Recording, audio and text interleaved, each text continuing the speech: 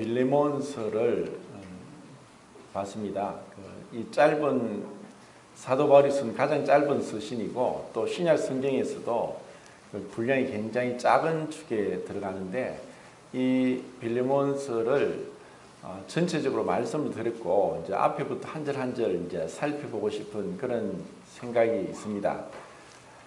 지난주에 그 빌레몬서를 개관하면서 정말 왜 하나님께서 이렇게 그 짧은 서신을 성경 안에 두게 할 정도로 가치가 있을까 하는 생각을 하게 되면서 좀 더 이제 많은 이제 나름대로 그 묵상을 하게 되었는데 정말 이 빌레몬서는 우리에게 너무나 큰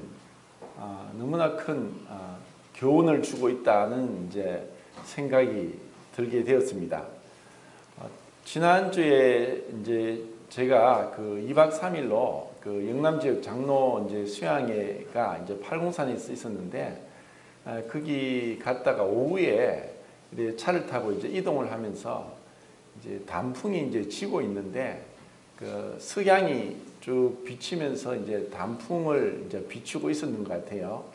근데 저는 잘 모르겠는데 같이 간 분들이 야, 단풍이 이제 다 지고 그렇게 볼품이 없는데 햇빛이 저렇게 비치니까 그 단풍이 한창일 때보다 더 다른 묘미가 있고 너무 아름답다고 막 그렇게 얘기를 하더라고요. 그래서 정말 이 하나님께서 이 우리에게 주신 것은 성경을 보면은 나무에서 시작해서 나무로 끝이 납니다. 또 나무가 없으면 어떤 생물도 살 수가 없습니다. 나무를 통해서 산소를 계속 이제 만들어내게 하셨고 그늘이 되게 하시고 많은 열매를 주시고 또 우리가 살고 있는 집에도 나무로 만든 가구들이 참 많습니다. 그리고 과거에는 나무로 불을 떼워서 집을 덮기도 하고 더운 물을 사용해서 또 씻기도 하고 또 나무를 통해서 음식을 만들기도 했죠. 우리의 생활에 있어서 나무는 필수입니다. 그런데 그 나무의 나뭇잎을 통해서도 하나님은 얼마나 아름다움을 창조하시는가 이런 것을 생각하게 되었고 그리고 이 단풍잎이 색깔 울긋불긋한 게 너무나 아름답습니다. 그런데 실제로 가까이 가보면은 뭐 벌레 먹고 구멍도 나고 또 어떤 건 이제 썩어 들어가고 해서 볼품이 없는데 멀리서 보면은 조화가 되어서 아름답습니다. 그리고 석양까지 햇빛까지 비치면은 또 다른 묘미가 있는 것 같습니다. 참 하나님은 놀라우시다. 그런데 이 단풍보다 더 아름다운 것이 있습니다. 단풍과 비교하지 못할 정도로 그것이 바로 그리스도인입니다. 구원받은 하나님의 자녀들은 그 무엇과도 이 세상에 얼마나 훌륭한 그런 뛰어난 인재들이 많습니까? 그런데 그들과 비교되지 않는 아름다움이 우리 성도들에게 있다는 것입니다. 그리고 우리는 이 빌레몬서에서 성도의 삶이 무엇인가 하는 것을 또 보게 됩니다. 우리는 생각할 때 하나님 이렇게 한 사람, 곧 사도 바울이라는 한 사람에게 어떤 사도들이나 제자들과 비교되지 않을 정도로 뛰어난 능력을 주셨습니다.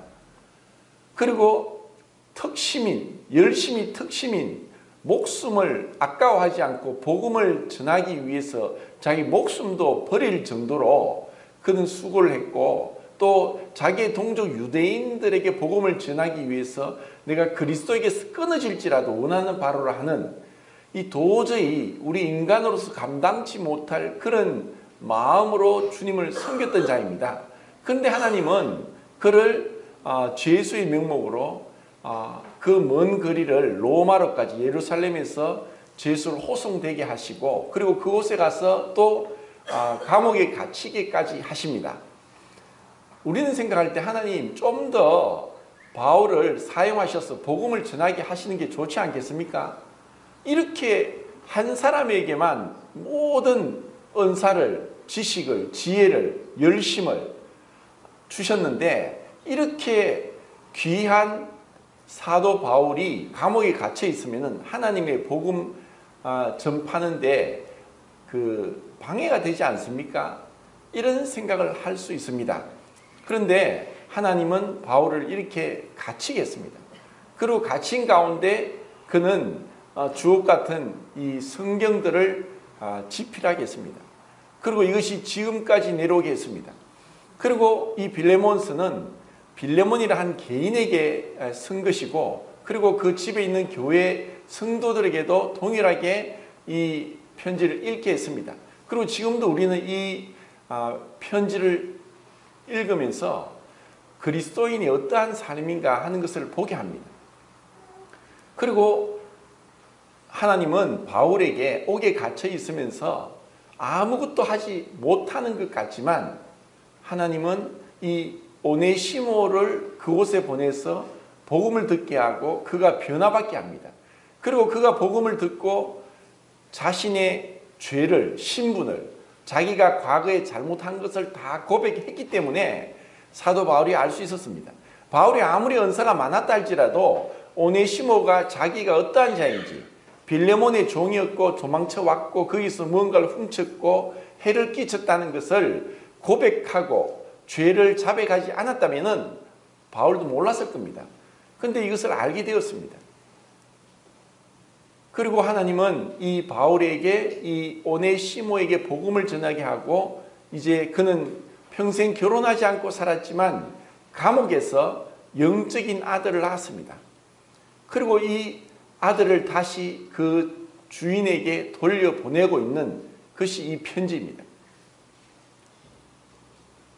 우리는 그런 생각을 합니다. 오늘날 우리가 교회에 대해서 생각하는 것은 성경에 너무 많이 빗나가 있지 않은가? 우리는 교회를 생각할 때 예배당 건물을 생각합니다. 그런데 성경에는 어디에도 그들이 모였던 예배당 건물에 대한, 건축에 대한 어떠한 말씀도 하지 않고 있습니다. 교회는 건물이 아니라 구원받은 성도들의 모임이고 그리스도의 몸이고 살아있는 하나님의 집이기 때문에 어떠한 건물에 모이는 게 중요하지 않습니다. 우리가 훗날 주님 앞에 가서 어떤 성도들은 우리는 헌금을 해서 이렇게 아름답고 또 웅장하고 화려한 예배당을 지었습니다 하고 자랑할 자는 없을 겁니다. 주님은 그런 것을 듣고 싶어 하지 않습니다. 그리고 또 사도 바울에게 있어서 바울이 이렇게 복음을 전하면서 도대체 몇 명을 구원했을까 하고 의심을 하게 됩니다. 흔히 우리는 물으면서 질문을 이렇게 합니다. 어느 교회 다닙니까? 예. 그게 몇 명 모입니까? 몇 명 모이느냐? 왜 우리가 그렇게 얘기를 하느냐? 사실 우리가 큰 모임에 몇천 명, 몇만 명 다니는 교회를 다닐 수도 있고 또 몇백 명, 몇십 명 되는 교회를 다닐 수 있습니다. 근데 그것이 또 자칫 잘못하면은 스스로 자만과 교만에 빠지게 할 수 있습니다.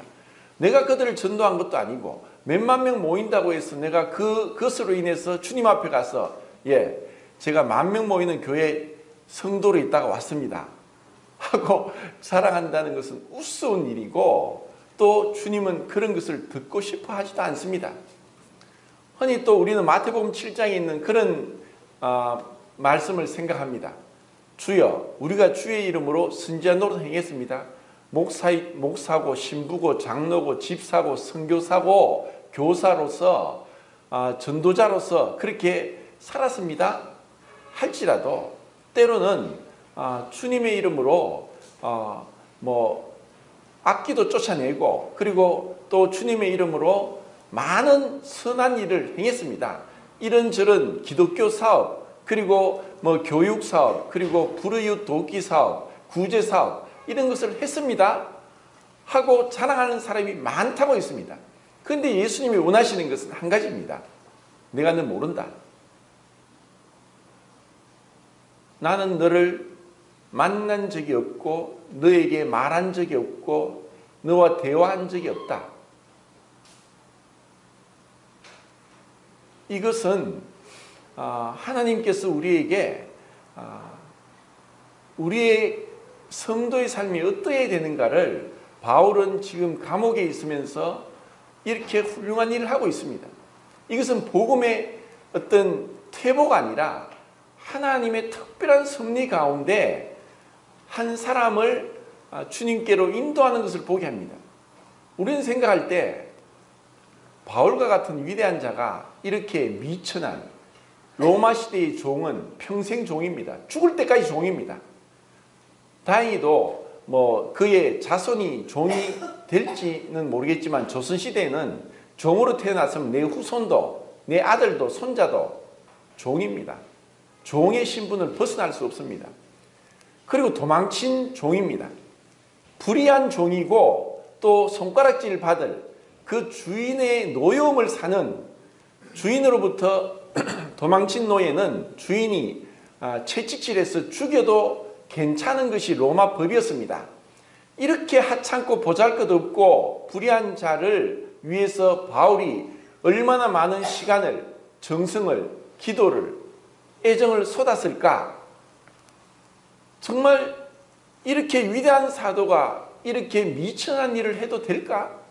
하는 생각을 합니다. 그런데 하나님은 그렇지 않습니다. 마태복음 25장 41절이죠. 내 형제 중에 지극히 작은 자에게 한 것이 곧 내게 한 것이다.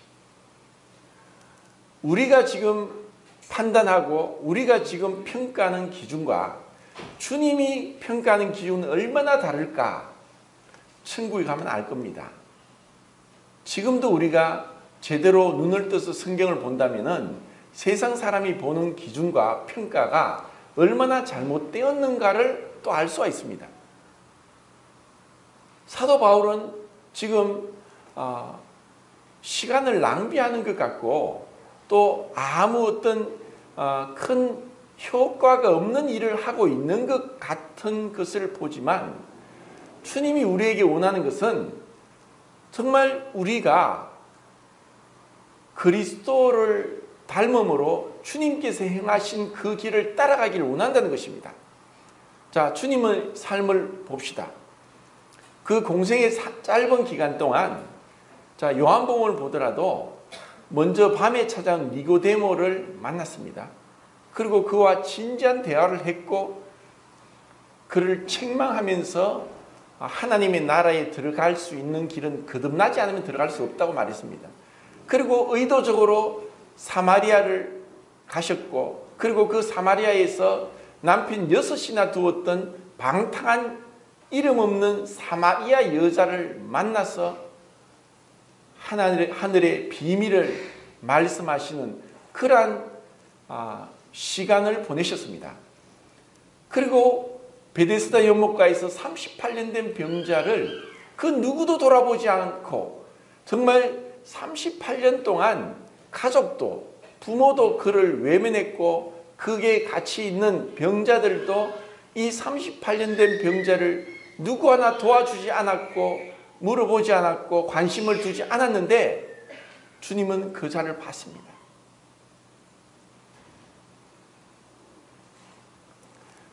그리고 현장에서 가늠하다 붙잡혀온 그 이름 없는 여자도 주님이 만났습니다.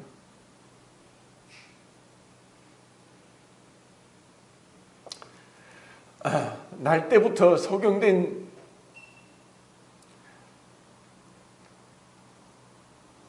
이름 없는 그 한 사람을 주님은 만나셨습니다.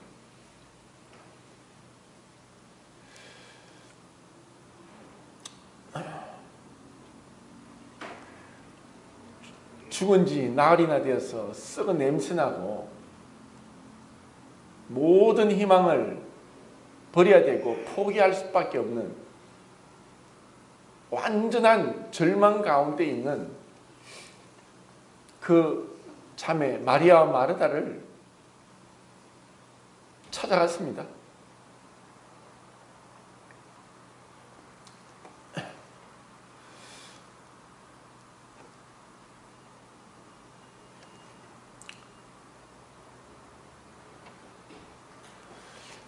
우리 사람들은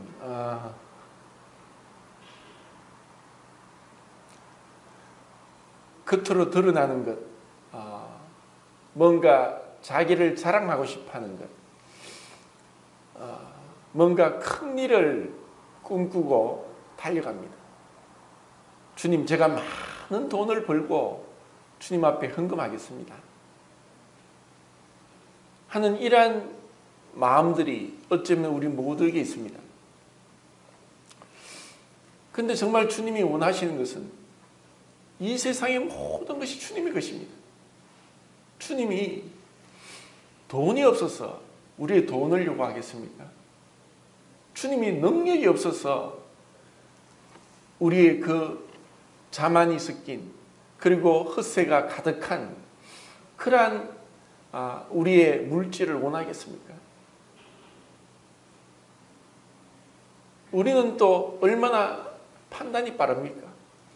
이 사람한테는 지위도 있고 돈도 있고 학식도 있으니까 복음을 전하면 좋을 것 같다 하고 우리는 그 사람에게 복음을 전하려고 하고 저 사람이 구원받으면 얼마나 큰 일을 하겠는가 하고 생각할지 모릅니다. 그런데 지금 바울은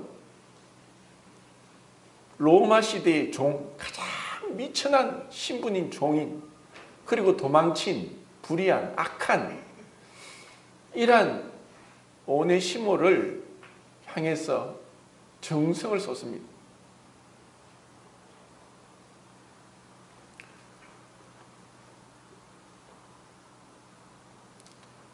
하나님이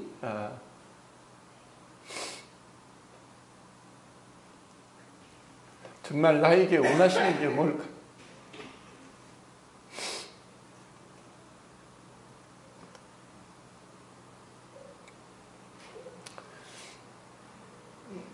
하나님 앞에 우리는 어떠한 CCTV나 또 어떠한 인간이 만든 그 장치와 비교되지 않는 완벽한 가운데 그분 앞에 우리는 드러나 있고 숨을 수 없고 24시간 우리가 감찰되고 있습니다. 그리고 그분의 완전한 지혜 가운데 우리의 환경 또 나의 모든 것들이 준비되어 있고 주님 앞에 나타나 있습니다. 주님은 정말 우리에게 원하시는 게 있습니다. 네가 나를 사랑하느냐?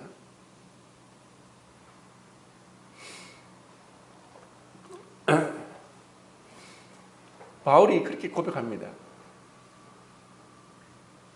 하나님이 나에게 일절 오래 참으셔서 나에게 이 길이 불순종하고 악을 행했고 그 예수님을 믿는 자를 옥에 가둬 죽이기까지 한 이런 살인자 같은 나를 오래 참으시고 나에게 구원을 주시고 주님을 전하도록 하시는데 내 생명을 조금도 아까워하지 않겠다고 하는 자발적인 헌신.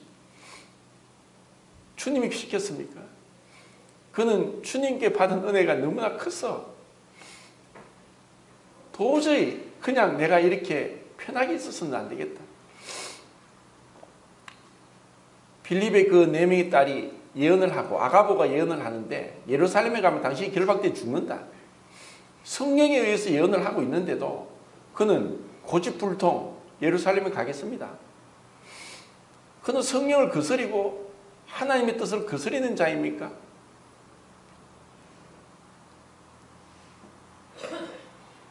죽을 것 알고 그러면 성령이 그렇게 예언을 했으면 그 말을 들어야 되지 않겠습니까? 그런데 하나님은 그것을 오히려 기뻐하십니다. 우리의 삶에 있어서 내가 무엇을 요구하고 무엇을 원하고 있고 나의 삶의 목표가 무엇인가? 나는 무엇을 위해 달려가는가? 내가 어떤 희생을 치르고 내가 어디에서 기쁨을 느끼고 있는가? 주님은 그것을 보고 계십니다. 우리 그리스도의 삶은 두 가지로 이렇게 얘기를 할 수 있는데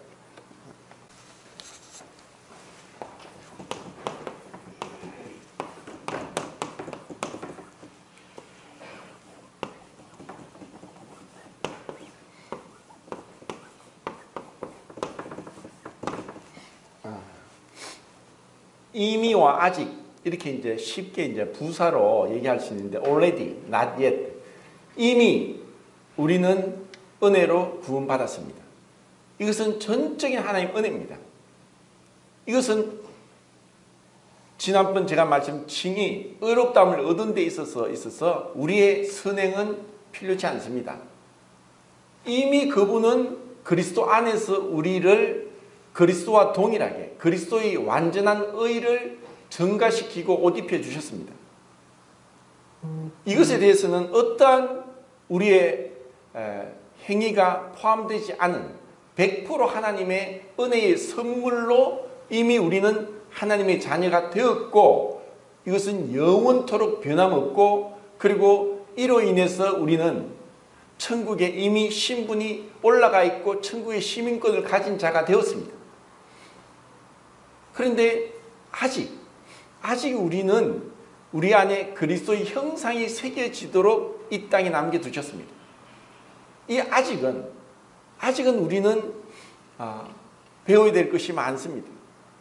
그 주님이 어떠한 분인지를 지금의 우리의 여러 환경을 통해서, 사람들과의 관계를 통해서, 그리고 여러 가지 문제점, 어려움을 통해서, 오늘 예배 시간에 기도가 나온 것처럼 이 문제와 질병과 이런 어려움을 통해서 어쩌면 우리의 고집을, 우리의 생각을 끊고 주님 앞에 엎드리게 하는 것은 하나님의 은혜입니다.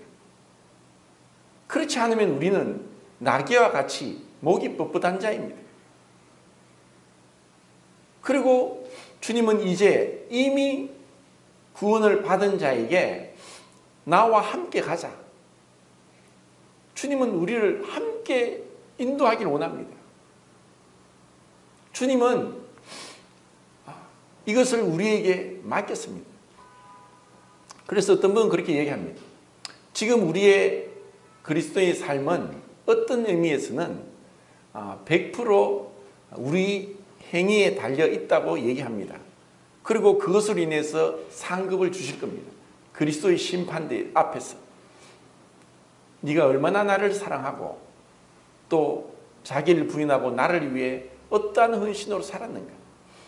그날에 우리가 외적인 자랑을 하는 것이 그분 앞에 상급으로 계산되는 것이 아니라 우리의 충성으로 얼마나 충성되게 주님을 위해서 살았는가를 그때 판단하실 겁니다. 그리고 또 한편으로는 이것이 100% 그분의 은혜인 것을 우리는 고백할 수 있습니다.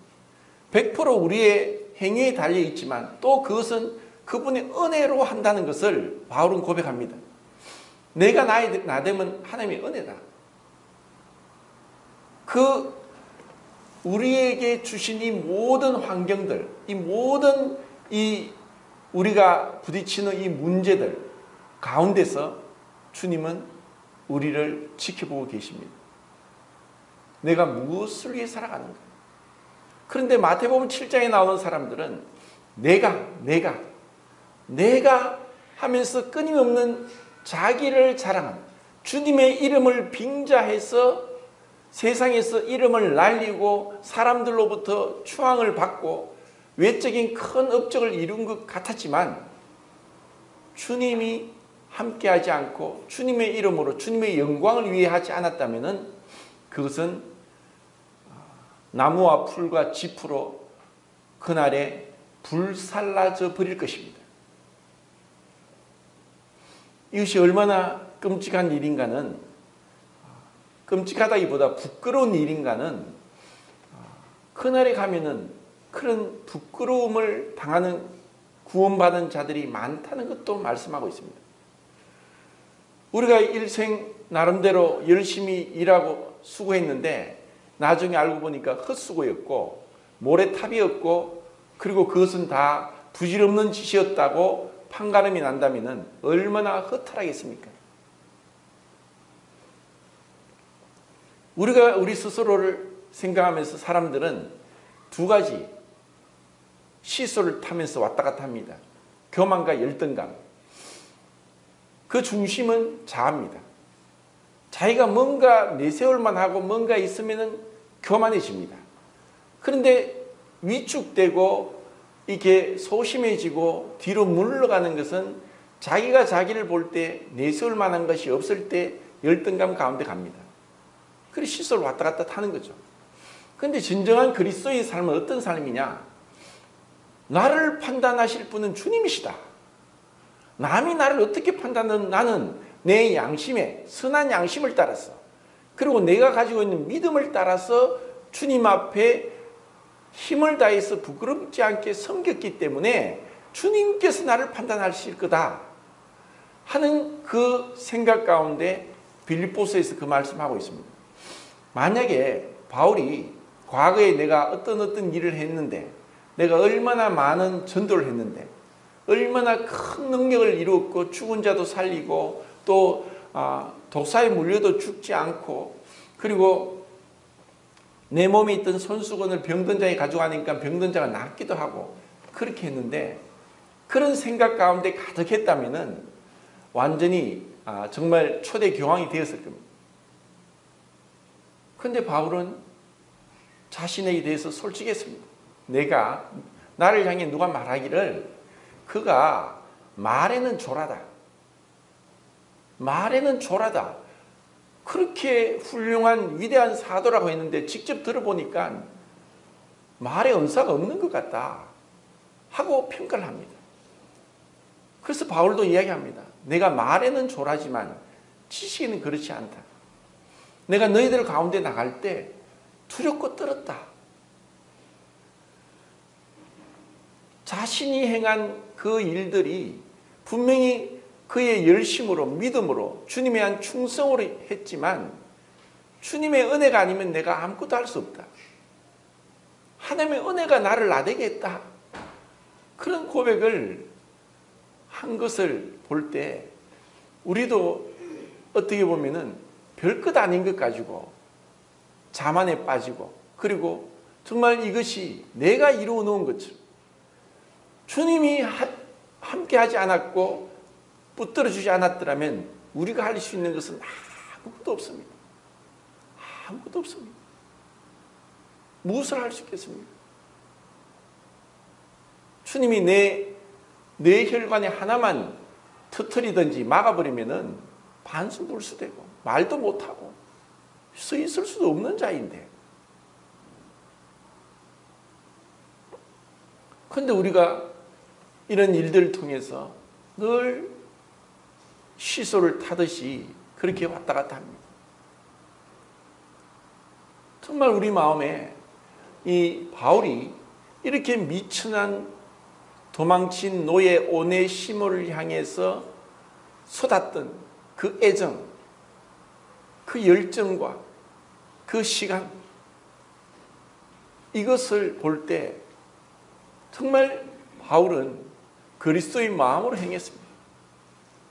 주님은 십자가에서 운명하실 때도 그 마땅히 죽어서 십자가형을 당해야 마땅한 강도를 주님께 하늘나라로 인도하십니다.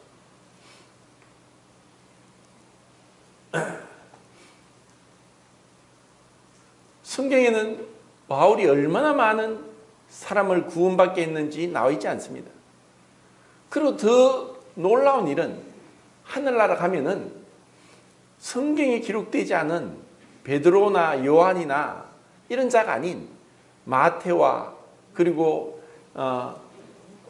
안드레와 빌립과 그리고 바돌로메와 또 가롯이 아닌 유다와 이런 많은 예수님의 제자들, 그리고 또 수많은 자들이 주님 앞에 얼마나 충성되이 섬겼는가도 드러날 것입니다. 그리고 앞에서 드러나게 어떤 일을 하고 복음을 전하고 했던 자보다도 드러나지 않았지만 주님만을 바라보고 끈기 있게 변함없이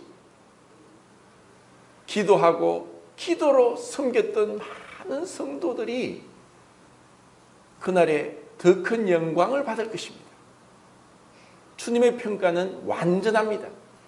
불의하지 않습니다. 우리의 생각을 훨씬 초월합니다. 자, 빌레몬서 4절을 읽겠습니다. 4절 시작.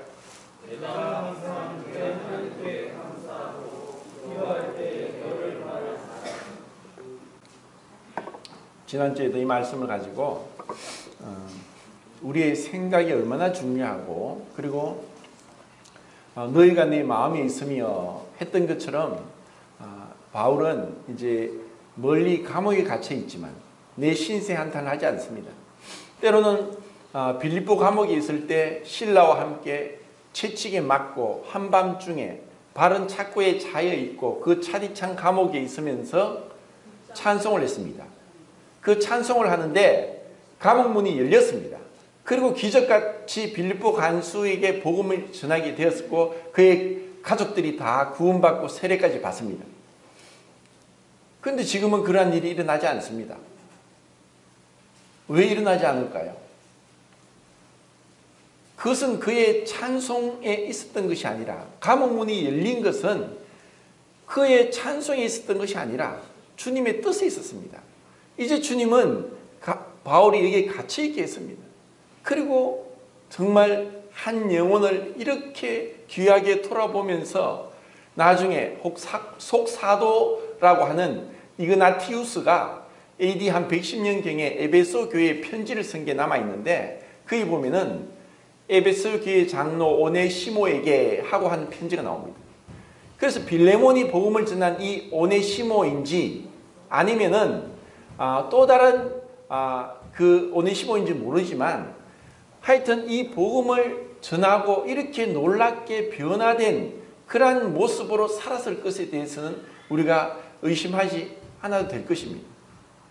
주님은 우리에게 정말 이 값진 교훈을 이 짧은 서신에서 말씀하고 있고, 그리고 바울이 지금 빌레몬이 있는 집교회, 가정교회가 몇 명이 모이는지에 대한 언급이 전혀 없습니다. 주님은 어떤 숫자에 연관하지 않습니다. 우리는 왜 숫자에 연관할까요? 사람이 많으면 돈이 많이 모입니다. 그러면 돈이 많이 모이면 우리가 뭔가를 보이는 일을 할 수 있게 되고, 또 우리가 스스로 그것으로 해서 이득을 보게 됩니다. 가난한 자가 구원받는 것보다 부자가 구원받는 걸 더 원할 수 있습니다. 그런데 주님은 그렇지 않습니다. 그리고 바울은 이 빌레몬 집에 있는 그 교회를 위해서 기도하고 있습니다. 이 얼마 되지 않는 그 몇몇 되는 그 성도들을 위해서 자신이 감옥에 갇혀 있음에도 불구하고 이들을 먼저 생각하고 있습니다. 우리에게 이런 마음이 얼마나 필요한가, 그리고 이런 훈련이, 이런 연습이 얼마나 필요한가. 자, 5절 읽겠습니다. 시작.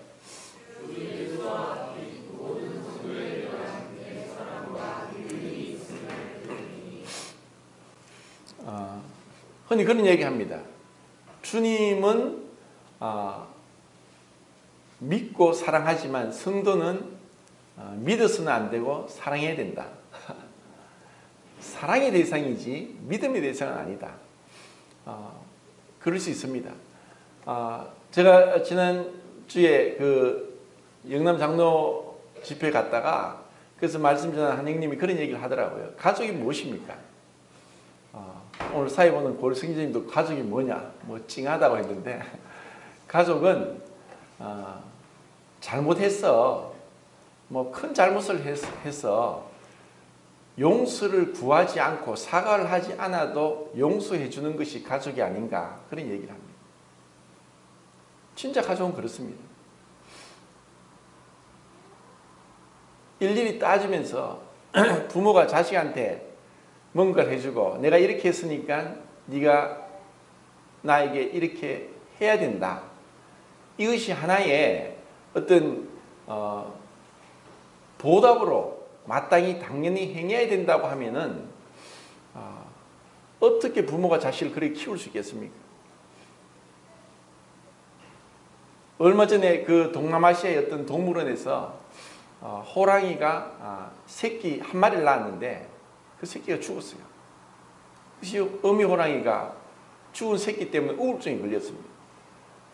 평상시에 먹는 식사가 돼지고기인데 돼지고기를 줘도 그들도 보지도 않습니다.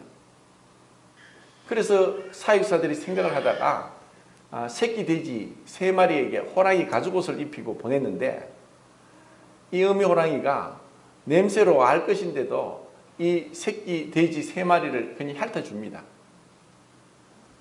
그러다가 나중에 호랑이 옷을 벗기면은 이제 그 새끼 돼지 잡아먹는 줄 알았는데 잡아먹지 않아요. 나중에 이 새끼 돼지들이 잠자는 그 호랑이 몸 위에 올라가고 얼굴에 올라가서 수염을 막 뽑았는데 이제 드디어 저 새끼 돼지는 오늘 죽었다 하고 바라봤는데 가만히 봐두는 거예요. 자기를 향해 그렇게 해도 그 호랑이가 그 완전히 본성을 어겨버리면서 이 새끼 돼지를 품어주는 거예요. 그래서 이제 자기가 좋아하는 그 돼지고기를 던져줬습니다. 근데 어미 호랑이가 와서 냄새를 맡고는 안 먹는 거예요. 참 어떻게 말 못하는 이 호랑이도 그 모성애가 이렇게 하나님이 주셨구나. 이런 생각을 이제 하게 됐습니다. 우리가 정말 가족이 뭐냐? 내가 정말 주님 앞에서 그런 생각을 합니다. 내가 참 부모로서 참 부족함이 많구나. 부모로서도 부족함이 많구나. 과거에 제가 어떤 동정심이 있어가지고 유기견을 키운 적이 있습니다. 근데 그 유기견은 시추였는데 눈이 동그랗게 해서 이뻤는데 그 주인을 잃어버리고 누군가가 이 시추에게 양쪽 눈에다가 뭐 뾰족한 걸로 찔러서 양쪽 눈이 피가 나는 가운데 유기견 보호센터 왔습니다. 그래서 이제 그 동물병원에서 눈을 치료하는데 한쪽 눈은 도저히 치료가 안 되고 손상이 많이 돼서 적출을 하고 꿰매고 한쪽 눈은 캡을 씌워서 치료해서 하고 있었습니다. 그래서 어떻게 뭐 제가 한 달 동안 이제 그 유기견을 보호하게 됐습니다. 그러다가 이것이 나중에 이제 뭐 입양해 준 사람한테 갔다가 삼성에서 뛰어내렸는데 하반신 마비가 되어서 죽을 상황 안락사를 시켜야 된다고 하는 걸 데려왔습니다. 그래서 3년을 키웠습니다. 키우면서 그 치료한다고 병원에서 받은 그 하반신 마비되어서 뒷다리를 끌고 있는 거기다가 그 상처난 데에다가 약을 발라야 되는데 제가 그걸 모르고 먹였습니다. 그러니까 이 개가 얼마나 힘들었겠습니까? 저는 모르고 그거를 몸에 발라야 되는데 먹였으니까 먹는 약인 줄 알고. 그래서 생각했습니다. 야, 내가 참 이렇게 유기견 하나도 제대로 사랑하지 못하고 돌보지 못하구나. 그런 생각을 하게 됩니다. 그런데 우리는 정말 주님의 마음으로 본다면은 늘 부족함으로 남을 정죄하고 판단하기 전에 내가 무엇을 해줄까 하는 그런 부모의 마음이 부족하지만 그렇게 돼야 되고 또 이것이 교회 안에서도 이런 것이 필요하다는 것입니다.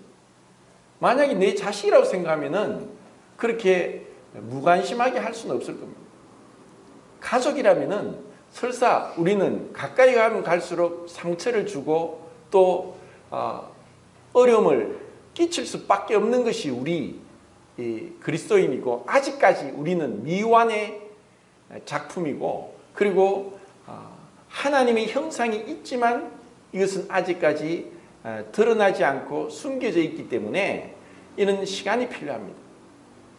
우리에게는 정말 그 주님의 마음으로 어떠한 자도 우리가 함부로 겉으로 드러난 것으로 세상 사람의 기준대로 판단하지 않고 그리고 정말 주님께서 나 같은 자를 위해 일절 오래 참으시고 기다려 줌으로 인해서 구원받게 한 것처럼 누구에게도 우리가 그 마음으로 기다리면서 기도하면서 사랑을 베풀고 온정을 베풀어야 될 것입니다.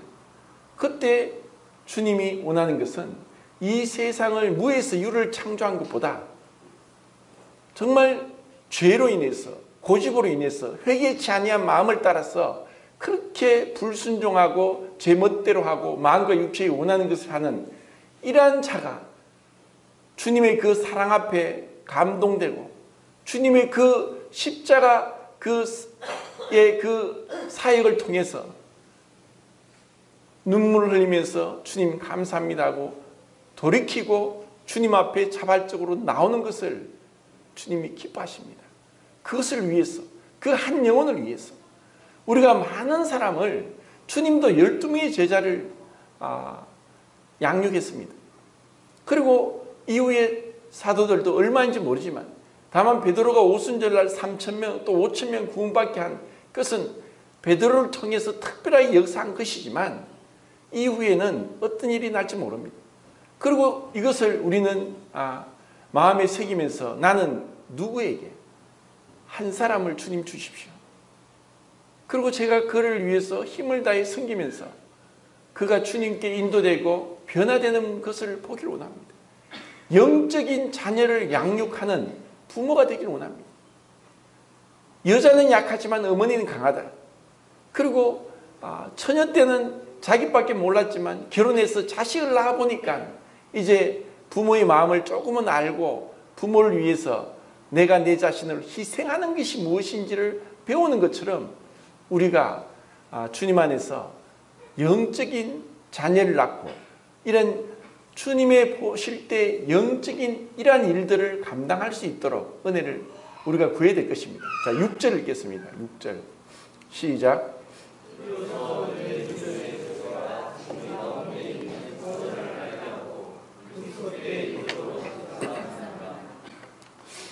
우리의 교제는 믿음의 교제는 선에 이르도록 하고 그리스도의 날까지 이르도록, 우리가 하는 믿음의 교제는 끝이 없고 다음이 없습니다. 어떨 때는 지치고 피곤하고 열매도 없는 것 같고 도대체 이 일을 언제까지 해야 되는 것 같은 그러한 낙심이 될 때도 있을지 모릅니다. 근데 우리는 지금 너무나 편안합니다. 문제가 없습니다. 그런데 이런 가운데 우리가 어떻게 그러면은 주님 말씀대로 선에 이르고 그리스도의 날까지 이르도록 우리가 이런 교제가 필요한가?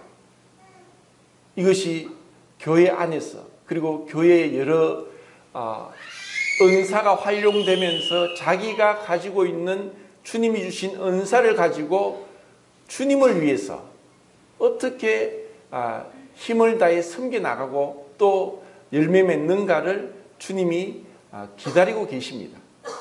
그래서 우리는 교회 생활이 단순히 그냥 예배드리고 앉아있다 가는 것이 아니라 이 믿음의 선한 교제를 계속해서 할 수 있기를 바랍니다. 그리고 이것은 얼마든지 어떤 식으로든지 할 수가 있습니다. 정말 우리가 누군가를 얼마나 알까? 우리가 이런 적극적인 이 교제를 하지 않으면은 누군가를 아는 것은 어렵습니다. 대화가 없으면 알 수 없습니다. 그리고 마음을 열지 않으면은 대화가 되지 않습니다. 진실하지 않으면 대화가 되지 않습니다. 가인이 아벨을 죽였습니다. 하나님이 오셨죠. 네 아우 아벨이 어디 있느냐? 가인이 뭐라고 했습니까? 내가 아우를 지키는 자입니까? 내가 아우를 지키는 자입니까? 그거 무슨 상관이 있습니까? 이 죄는 하나님이 직접 물어도 핑계대고 비난하고 오히려 하나님 앞에 엉뚱한 얘기를 합니다. 주님 우리에게 네가 무엇을 하느냐? 네가 지금 어디에 있느냐? 네가 지금 무엇을 바라보고 있는가? 네가 지금 무엇을 추구하고 있는가? 네가 하고 있는 일이 누구를 위한 것이냐?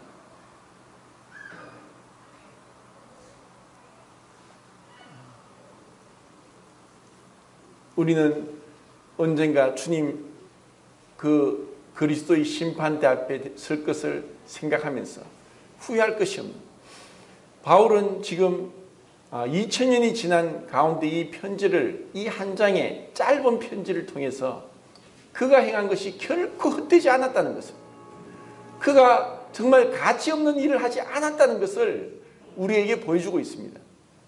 주님 앞에는 어떠한 자도 가치 없고 쓸모없고 그리고 비천한 자가 없습니다. 주님 앞에는 모두가 다 귀한 자들입니다. 우리가 이런 주님의 마음을 가지고, 그래서 이 믿음의 교제를 선에 이르도록 그리스도의 날까지 그렇게 부끄럼 없이 그분 앞에 설 수 있기까지 진실되게, 그리고 사랑을 담아서 그렇게 교제를 해야 되지 않겠나 생각합니다. 다음 읽겠습니다. 시작.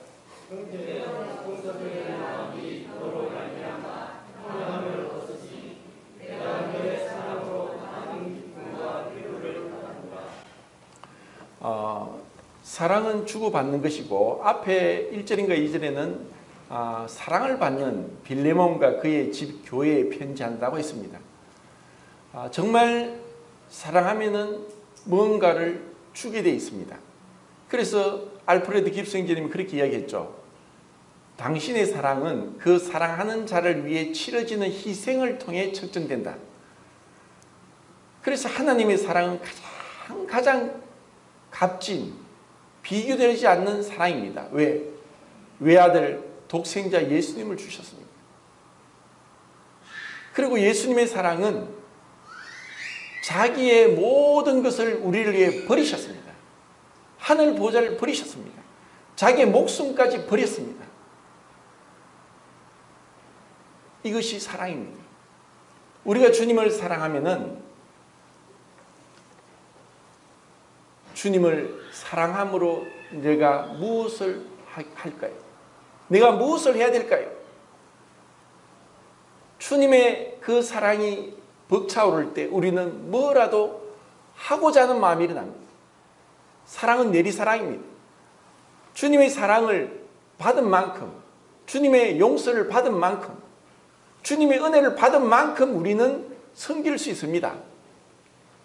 그리고 우리는 주님의 빛 가운데서 진실된 나의 모습을 보게 됩니다. 어제 청년의 시간에 교제한 것이 삭개오였습니다. 삭개오가 왜 내 재산의 절반을 주님께 주겠습니다. 내가 만일 남의 것 토색한 것이 있으면 4배나 갚겠습니다. 왜 그랬습니까? 그 예수님이 오신다는 말을 듣고 소문이 났습니다. 예수님은 누구든 고친다. 어떤 병자도 고친다. 중풍병자, 또 문둥병자, 또 소경, 안전뱅이, 어떤 병, 혈루병자 다 고친다. 죽은 자도 살린다. 사람들이 모여들었습니다. 그런데 세리장 삭개오가 예수님을 보려고 하니까 사람들이 너무 많아서 예수님을 못 봅니다. 키가 작았습니다. 그런데 부자였습니다. 세리장이라는 높은 직위를 가지고 있었습니다. 그런데 뽕나무에 올라갔습니다. 아이고, 안 되겠다, 못 보겠다. 사람들이 너무 많으니까 내가 이 키도 작은데 어떻게 예수님을 보냐 하고 돌아가지 않았고, 체면에 불구하고 뽕나무에 올라갔습니다. 그 수많은 사람들을 제치고 예수님은 삭개오에게 왔습니다. 엄청난 말씀을 하죠. 삭개오야, 오늘 내가 네 집에 유하야겠다. 삭개오는 어떤 마음을 가질까요? 어떻게 내 이름을 알지? 어떻게 내가 세리장으로 매국노같이 로마의 앞잡이가 되어서 유다 백성들로 하여금 손가락질 받는 이렇게 불의한 자인데, 이런 나 같은 자의 집에 어떻게 예수님이 들어오시려고 하지?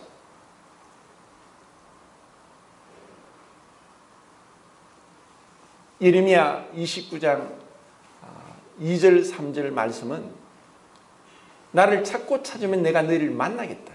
진심으로 나를 찾고 찾으면 내가 너희를 만나겠다. 주님은 그냥 호기심으로 뭔가 구경하기 위해서, 야, 진짜 예수라는 사람이 병자를 고치는 거 한번 보러 가자, 이렇게 온 것이 아닙니다. 우리가 교회를 오는 것이 그냥 습관적으로 종교적으로 내가 믿는다고 하니까 그렇게 오는 것이 아니고, 정말 내가 예수님을 알고자 합니다.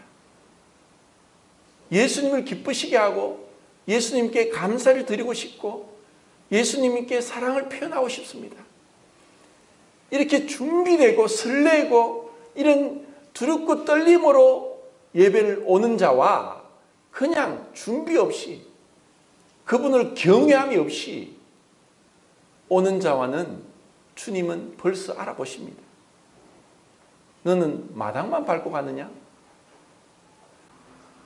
우리가 어떤 드러난 행위가 아니라 마음 중심을 보고 계시는 그 하나님 앞에 그리고 훗날에 주님 앞에 설 것을 생각하면서 충성으로 그리고 거짓이 없는 사랑으로 그리고 선한 양심을 따라서 주님 앞에 행할 수 있기를 바랍니다. 우리는 이미 주님의 은혜로 하늘에 안침바 되었지만 아직 우리 안에 그리스도의 형상이 새겨지기까지 우리는 달려가야 됩니다. 주님 앞에 힘을 다해 내가 받은 은사를 가지고 내 자신을 드러내는 것이 아니라 교회에 덕을 세우고 성도들을 유익하게 하고 성도들을 사랑함으로 성도들을 섬기고자 하는 마음으로 우리의 은사를 활용한다면 주님께서 훗날에 칭찬하실 것입니다. 감사합니다.